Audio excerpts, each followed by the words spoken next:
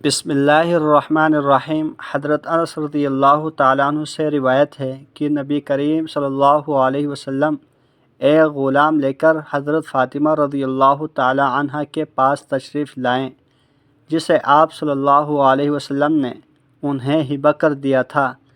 حضرت فاطمہ رضی اللہ تعالیٰ عنہ پر ایک کپڑا تھا۔ جب فاطمہ رضی اللہ تعالیٰ عنہ اس سے اپنا سر ڈھانپتی تو وہ آپ کے پاؤں تک نہ پہنچتا، اور جب وہ اس سے اپنے پاؤں ڈھانپتی تو وہ ان کے سر تک نہ پہنچتا۔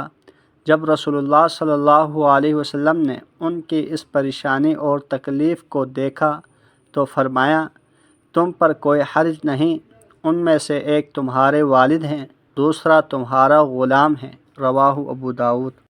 حضرت مغیرہ بن شعبہ رضی اللہ تعالیٰ عنہ بیان کرتے ہیں، میں نے ایک عورت کو پیغام نکاح بھیجا تو رسول اللہ صلی اللہ علیہ وسلم نے مجھے فرمایا، کیا تم نے اسے دیکھا ہے؟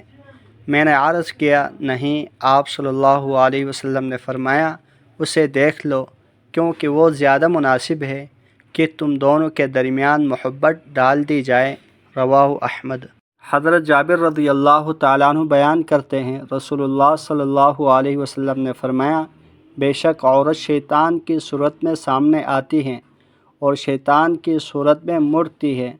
جب کوئی عورت تم میں سے کسی کو بری لگے اور وہ اس کے دل میں گھر کر جائے تو وہ آدمی اپنی بیوی کے پاس آئے اور اس سے جماع کرے، کیونکہ یہ چیز یعنی جماع اس کے گناہ کے خیال کو دور کر دے گی جو اس کے دل میں ہیں۔ رواہ مسلم۔ حضرت ابو ہریرہ رضی اللہ تعالیٰ عنہ بیان کرتے ہیں، رسول اللہ صلی اللہ علیہ وسلم نے فرمایا، بیوہ عورت کا نکاح نہ کیا جائے جب تک اس سے مشاورت نہ کر لی جائے، اور کنواری عورت کا نکاح نہ کیا جائے جب تک اس سے اجازت نہ لی جائے۔